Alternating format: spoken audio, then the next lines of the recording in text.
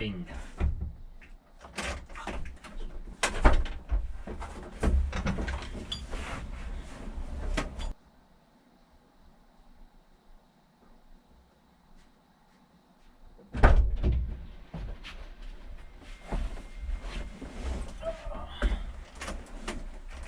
Oye, pero ¿qué pasa aquí, brother? Vamos.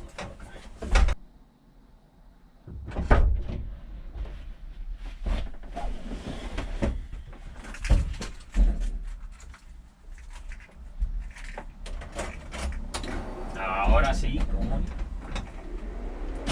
Oh my goodness.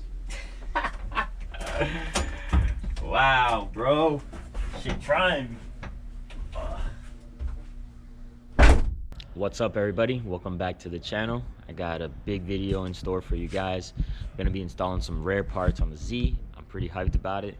As you can see here in the back, the Z's apart. It's missing a differential. We sold that differential, and now we're gonna be putting in a differential out of this car. So let me show you what this is and explain why I'm doing what I'm doing. All right, guys, so this is a G37 convertible, or what's left of it.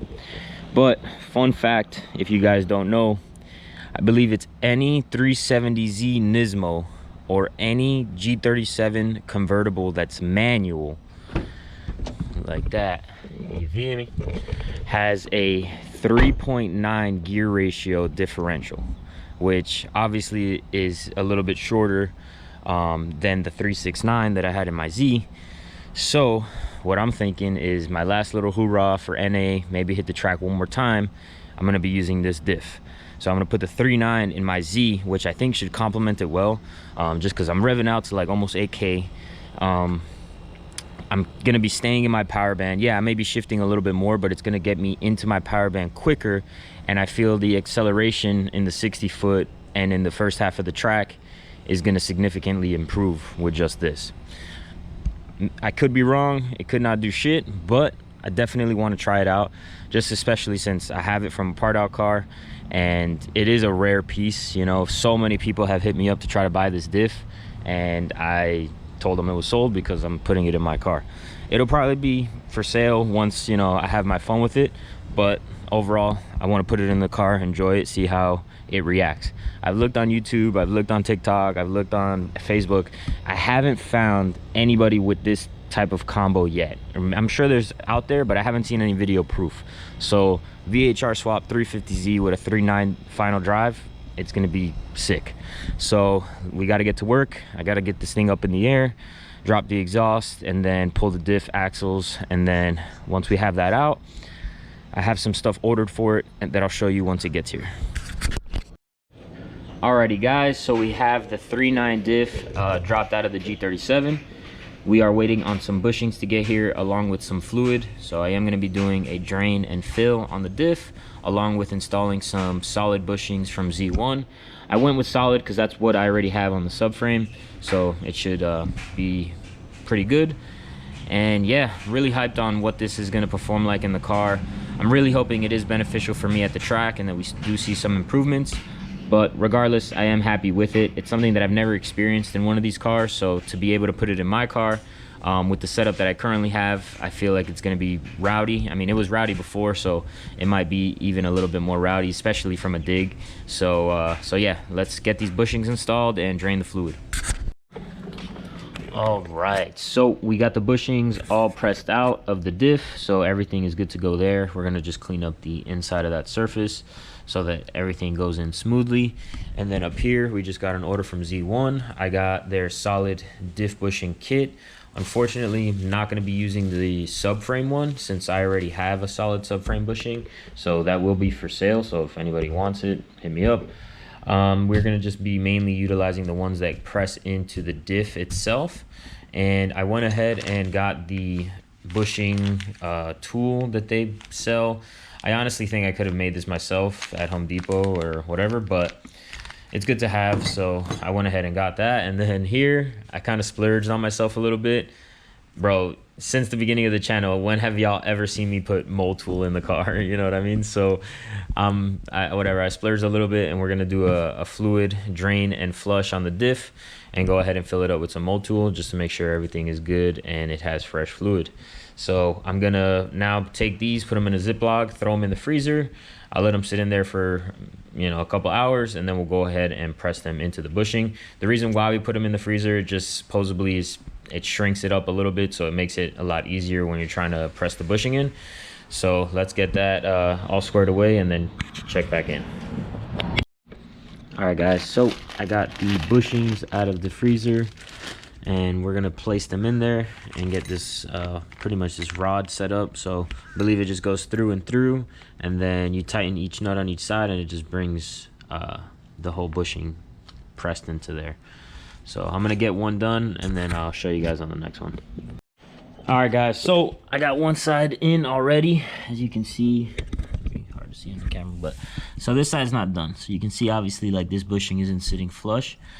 This side's all flushed. I tried using Z1's thing. I don't know if I user error or what.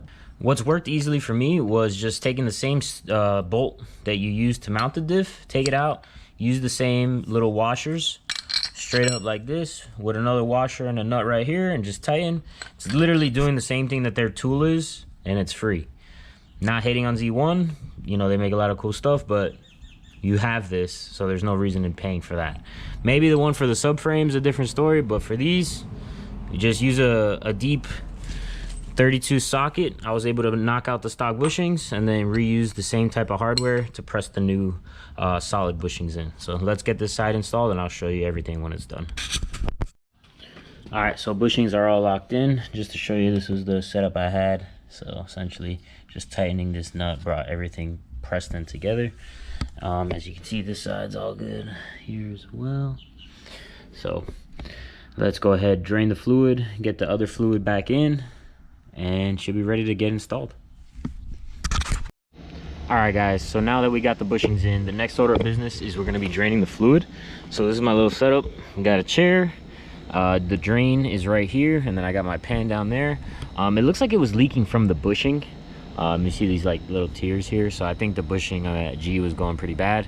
But I'll probably spray it with some brake clean, wipe it as best as I can, but whatever, not really a show car here. So we're gonna go ahead and drain the fluid, and then we'll put in some of that new mold tool. I've never put mold tool in anything in this car, so today's a big day. So let's get it drained. All right, guys, so fluid is all drained out. I'm gonna go ahead and tighten this back up.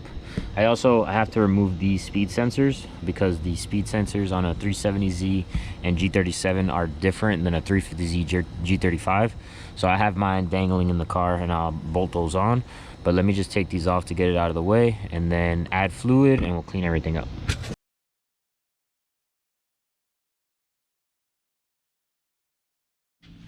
All right, so now that we got everything filled back up, everything's tight, I wiped it down as best as I could. We're gonna put it on the jack and finally get it back up in the car. Everything is awaiting, so let's get it in there. I'm not gonna bore you guys, I've done this 1,000 times, so let me just get it in the car, and then I'll check right back with you guys. All right, guys, so we got everything in. Axles are in, diff is in, we got the drive shaft connected. I'm just gonna nut and bolt check everything, make sure everything is good, put the wheels on, and then we should be able to put this on the ground and take it for a spin. All right, so we got this thing on the ground. Let's start it up and put it in reverse and see what happens. Hopefully everything was installed well, and I'm a mechanic, so let's see.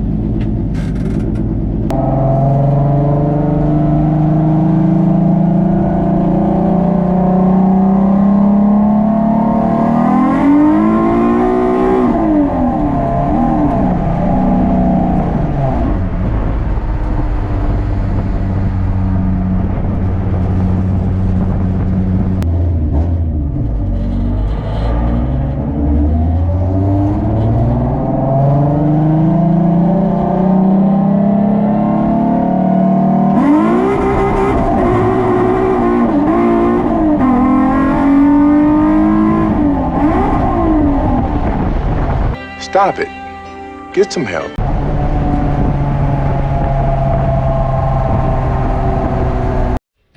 Alright guys, so in this next couple of clips, I'm going to show you guys the difference between the 353 diff that comes in 350Zs, the 369 diff that comes in 370Z G37 manual, and then the 39 diff that we finally have installed. So that way you guys can actually see the difference. Nothing power-wise has really changed with the car, just simply different gear ratios.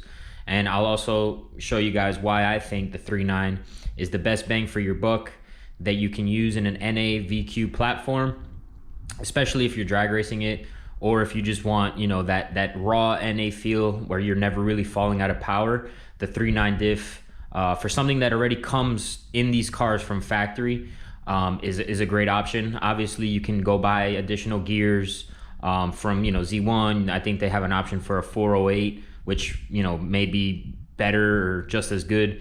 So yeah, but realistically, like I said, in my opinion, I think the 39 is the best bang for your buck for an NAVQ, for something that you can already buy ready to go to put into the car and not have to open up the diff or do anything like that.